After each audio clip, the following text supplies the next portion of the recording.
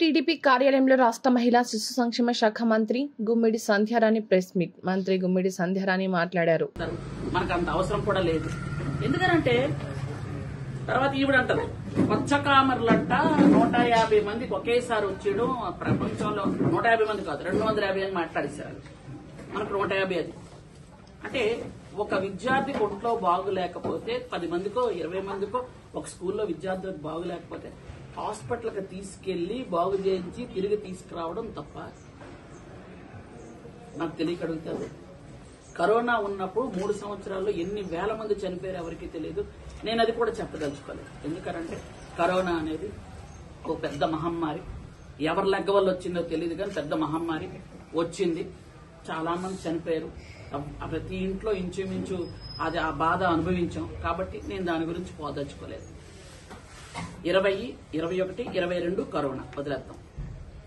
23 బానే ఉంది కదా, అందరూ స్కూల్కి వెళ్ళారు కదా, అందరం బయట తిరిగాం కదా. 23వ సంవత్సరంలో 66 మంది పిల్లలు హాస్టల్స్ లో చనిపోయారు. ఎస్, లెక్క ఉంది నా దగ్గర. 66 మంది పిల్లలు చనిపోయారు.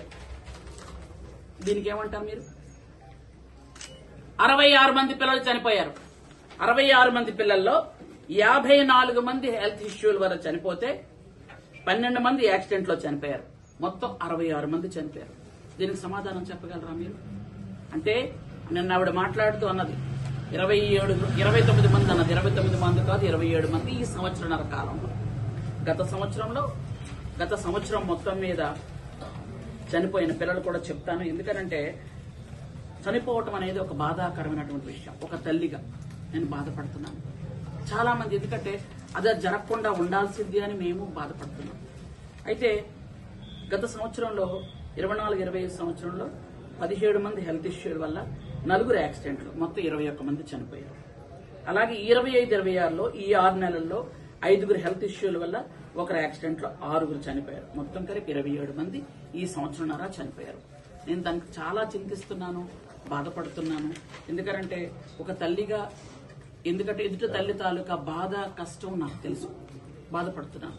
కానీ మీరు 23-24లో ఆ సంవత్సర కాలంలో 66 మంది చనిపోయారు కదా, ఎంత ఎక్స్గ్రేషియా ఇచ్చారు, ఎంతమందిని పలకరించడానికి వెళ్లారు? 66 మంది చనిపోవడానికి గల కారణాలు ఏమిటి అంటారా? ఎందుకు బుద్ధి లేకుండా మాట్లాడుతున్నారు? మరి కనీసం మీ నాయకుడు గాని మీరు గాని కొంపలు దాటి బయటకు రాలేదు. ఒక్కరింటికి వెళ్లి పలకరించలేదు. ఒక్కరికి ఎక్స్గ్రేషియా 10 రూపాయలు ఇవ్వలేదు. ఈ రోజు మీకు డబ్బులు గుర్తొస్తున్నాయి, పలకరింపులు గుర్తొస్తున్నాయి. మేము వెళ్ళాం, పలకరించాం, మాట్లాడాం. వాళ్ళకి ఎక్స్గ్రేషియా ఏ విధంగా ఇవ్వాలా అని ముఖ్యమంత్రి గారు ఆలోచన కూడా చేస్తున్నారు. వాళ్ళకి ఏ విధంగా సాయం చేయగలుగుతామని, ఆ ఇంట్లో ఎవరికొకరికి ఉద్యోగం ఇవ్వాలని ఆలోచన కూడా చేస్తున్నాం మేము. ఆ ఇంట్లో ఒకరికి ఉద్యోగం ఇచ్చి వాళ్ళు ఆదుకోవాలన్న ఉద్దేశం.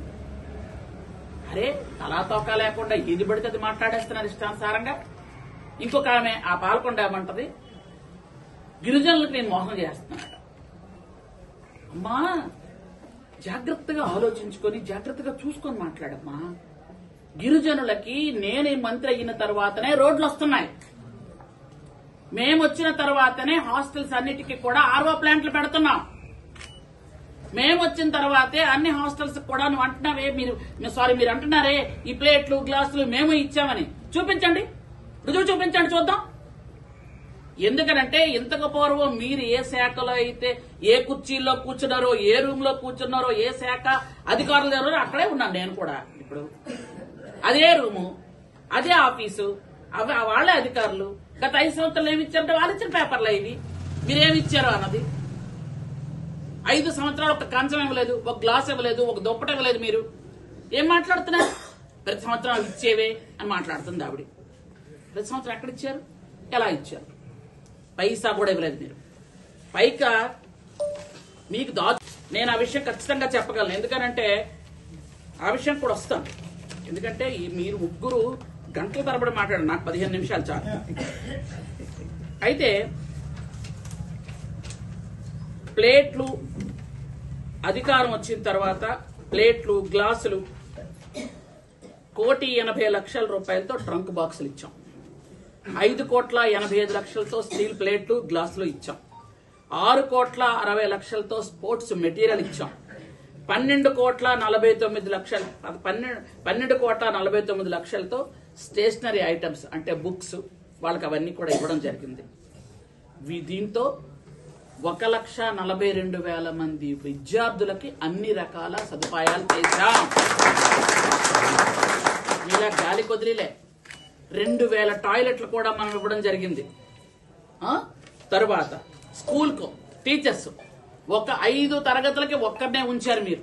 మేము వచ్చిన తర్వాత ఈరోజు మన శాఖలో గిరిజన శాఖలో 2,024 మందిని కొత్తగా అపాయింట్ చేశాం. అందులో గురుకులాల్లో 1,143 మంది, ఆశ్రమ స్కూల్స్ లో 881 మందిని అపాయింట్ చేశాం. టీచర్లని ఓన్లీ మీ టీచింగే చేయండి అని చెప్తున్నాం. మీలాగా బ్రాందీ షాపుల దగ్గర కాపలా పెట్టలే. మీకు గుర్తుందో లేదో, టాయిలెట్లు కడిగి ఫోటోలు పెట్టమని చెప్పట్లే. మరుగుదొడ్లు కడగండి, టాయిలెట్లు కడగండి అవన్నీ మేము చెప్పడం లేదు. టీచర్లని అతి పవిత్రమైనటువంటి ఉపాధ్యాయ వృత్తి మాత్రమే చేయమంటున్నాం. ఏమి మాట్లాడుతున్నారంటే దర్దీ ఆబాలో 42 స్కూల్స్ రిపేర్ చేయడానికి 155 కోట్లు ఇవ్వడం జరిగింది. అలాగే 6 గిరిజన మార్కెట్స్ పెట్టాం. ఒక్కొక్క మార్కెట్ కి ₹1,00,00,000 కింద పెట్టాం. అలాగే 125 మల్టీపర్పస్ సెంటర్స్ 32 కోట్లతో మొన్నిచ్చాం. మొన్న మన 40 ఇచ్చాం. అంటే 165 అంటే మన నియోజకవర్గం 40 ఇచ్చాం. ఈ 125 మొత్తం స్టేట్ మొత్తం మీద ఇచ్చాం. మొన్న ఒక్కొక్క నియోజకవర్గంకి ఎస్టీ నియోజకవర్గంలో 30 నుంచి 40 దాకా ఇచ్చాం మల్టీపర్పస్ సెంటర్స్. ఎందుకంటే గిరిజన తాలూకా ఆరోగ్యం ముఖ్యమని, గిరిజన తాలూకా చదువు ముఖ్యమని ఇవన్నీ చేయడం జరుగుతుంది. అలాగే ఆర్టికల్ 275లో 100 కోట్లతో రోడ్లు కూడా వేశాం ఓన్లీ గిరిజన గ్రామాల్లో, ముఖ్యమైన గ్రామాల్లో. అలాగే రాష్ట్రం మొత్తం మీద 1,300 కోట్లతో బిల్డింగ్స్ కట్టడం గాని, రోడ్లు కట్టడం గాని గిరిజన గ్రామాల్లో 9 ఐటీడీ పరిధిలో చేయడం జరిగింది. మీరు ఏం చేశారని మాట్లాడుతున్నారు ఇష్టానుసారంగా. మీరు ఎంత బకాయిలు పెట్టారో మీకు ఐడియా ఉందా? లేకపోతే నేను చెప్తాను, ఏం కంగారు లేదు. మీరు ఎంతెంత బకాయిలు పెట్టారో తెలుసా? ఫీజు రియంబర్స్మెంట్ 68 కోట్లు బకాయిలు పెట్టి మీరు వెళ్ళిపోతే అది మేము తీర్చాం. అలాగే కాలేజీ ఫీజులు, కొంతమంది ఫీజులు కానీ ఈ బకాయిలు అన్ని కలిపి, ఎందుకంటే మెటీరియల్ కానీ మెయింటెనెన్స్ కోసమని 28,46,00,000 అవి కూడా మీరు ఇవ్వకపోతే టోటల్ గా 107,03,00,000 మేము మొత్తం తీర్చాం. మీరేదో మాట్లాడుతున్నారే. తర్వాత డైట్ బిల్ ఛార్జెస్ కూడా మీరు వదిలిపోయారు. మీకు గుర్తుందో లేదు, డైట్ బిల్స్ అంటే ఏంటి అని మళ్ళీ అడగండి మమ్మల్ని. కాబట్టి అవి 105 కోట్లు మేము అవి కూడా చెల్లించడం జరిగింది. అంటే మీరు మాట్లాడుతుంటారే అవి చేస్తాం ఇవి చేస్తామని. ప్రభుత్వాలు ఉన్న తర్వాత, మంత్రులుగా అయిన తర్వాత గత కాలంలో ఏం జరిగాయో అవి చూసుకొని చేయడమే బాధ్యత. కానీ మీరు ఆ బాధ్యత నిర్వర్తించలేదు. కానీ మేము ఆ బాధ్యత నిర్వర్తించుకుంటూ వెళ్తున్నాం. మీ ఇష్టానుసారంగా మీరు మాట్లాడుతున్నారు. మీకు ఎలా కావాలంటే అలాగా, ఏది కావాలంటే అది. అసలు మాట్లాడేదానికి ఒక అద్దు పద్దు ఏమీ లేదు. మాట్లాడుకుంటూ వెళ్తున్నారు. మీకు అసలు 6th ఉద్భవ్ అనే కార్యక్రమం 6th ఇంటర్నేషనల్ EMRS స్కూల్స్ తాలూకా కార్యక్రమం. అంత పెద్ద కార్యక్రమం మీరు ఎప్పుడైనా చేశారా? అసలు మీరు ఎప్పుడైనా కనీసం కల్లో అయినా ఊహించుకున్నారా? కేంద్ర మంత్రి వచ్చి ఒక ప్రోగ్రామ్ ని స్టార్ట్ చేస్తారని మీరు ఎప్పుడైనా అనుకున్నారా? ఒక కేంద్ర మంత్రిని తీసుకొచ్చి మీరేం మాట్లాడించారు? గో బ్యాక్ ఆంధ్ర అని మాట్లాడించారు. గుర్తుందా మీకు? ఆ కేంద్ర మంత్రితోనే శంకుస్థాపన కూడా చేయించుకున్నారు. గుర్తుందా మీకు? ఇలాంటి పనులు మేము చెయ్యం. ఏదైనా ఈ సంవత్సరంన్నర కాలంలో ఈ 18 నెలలుగా మీరు ఏం చేశారో నాకు డైలాగ్ వేశారు. ఈ 18 నెలలుగా మేము ఏం చేశామో, ఎలా చేశామో అన్నది ప్రజలందరికీ తెలుసు. ఈ 18 నెలల కాలంలో 18 రోజులు మీ నాయకుడు అమరావతిలో ఉన్నాడా లేదా మీరు ముందు చెప్పండి. 18 రోజులు ఎప్పుడా బెంగళూరు ప్యాలెస్, హైదరాబాద్ కొంప, బెంగళూరు కొంప, విదేశాలు వెళ్ళిపోవటమే తప్ప కానీ ఒక్క రోజైనా. మొన్న మీరందరూ కూడా యాక్చువల్గా ప్రస్తావించకూడదు అనుకున్నాం కానీ 3 గంటలు ప్రెస్ మీట్ పెట్టాడు ఆయన. పాపం విలేకరులు మీకు అందరికి కూడా చెప్తున్నాను, రిక్వెస్ట్ యాక్చువల్గా మీ ద్వారా వాళ్ళకి చెప్పటం, ఆ స్క్రిప్ట్ రాసిన వాళ్ళు ఎవరన్నా సరైన వాళ్ళు పెట్టుకోమనండి అయ్యా. పాపం ఎంత చదివేస్తున్నాడు, పాపం పచ్చి వాళ్ళు ఏట రాసిస్తే చదివేస్తున్నాడు ఆయన. స్క్రిప్ట్ రాసిన వాళ్ళని శుభ్రంగా రాయమనండి అయ్యా. 3 గంటలు చదివాడు పాపం, ఎంత చదువుతాడు. అందులో 25 నిమిషాలు నా గురించే చూశారు మీరు అందరు కూడాను. అంటే ఒక మాజీ ముఖ్యమంత్రి ఆయన స్థాయిలో ఒక సామాన్య గిరిజన మహిళ మీద 25 నిమిషాలు మాట్లాడారు అంటే ఆయనకి ఏ టైప్ లో బ్యాక్ పుషింగ్ ఇచ్చారో, ఎంత పాపం ఫీడింగ్ ఇచ్చారో చూసుకోండి. ఆయనకి పాపం అవి తెలుస్తున్నాయో లేదో నాకు తెలియట్లే కానీ 3 గంటల ప్రెస్ మీట్, 3 గంటల ప్రెస్ మీట్ లో 2 విషయాలు చెప్తాను. ఎందుకంటే అన్ని మా మంత్రులు అందరూ ఎవరి శాఖ గురించి వాళ్ళు మాట్లాడారు. నా శాఖ గురించి ఆయన మాట్లాడినప్పుడు, శాఖ గురించి మాట్లాడేటప్పుడు ముందు దానికి అవగాహన కావాలి. ముందు గిరిజన శాఖ మీద అవగాహన తెచ్చుకోండి. జగన్ రెడ్డి గారు, జగన్ రెడ్డి అంటే వీళ్ళు బాధపడిపోతున్నారు. ఆయన పేరు జగన్ రెడ్డి కదా, కాదా? జగన్మోహన్ రెడ్డి అంత పెద్ద పేరు జగన్ రెడ్డి అన్న తప్పేంటి? నేనేమైనా అసభ్యకరంగా పిలిచానా, అవమానకరంగా పిలిచానా, లేకపోతే ఆయనలా గాడిద అన్నానా? జగన్ రెడ్డి అన్నాను. నేనేమన్నాను?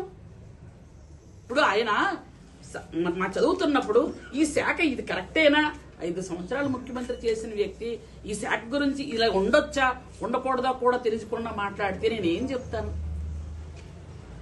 అయిపోయింది. ఆ తర్వాత నాకు ఎంతో అంటే బాధ అనిపించిన విషయం ఏంటంటే, తిరుమల తిరుపతి దేవస్థానం గురించి మాట్లాడేటప్పుడు ఎవరైనా ఒళ్ళు దగ్గర పెట్టుకుని మాట్లాడాలి. ఎవరవన తిరుమల తిరుపతి దేవస్థానం కలియుగ ప్రత్యక్ష దైవం. ఆ మహానుభావుడు తాలూకా చల్లని చూపుల వల్ల ఈరోజు అందరం కూడా మనం ప్రశాంతంగా బ్రతుకుతున్నాం. కాబట్టి కలియుగ ప్రత్యక్ష దైవం మీద కామెంట్ చేసేటప్పుడు 72,000 చిన్న దొంగతనం అన్నమాట. ఏంటి అసలు అది?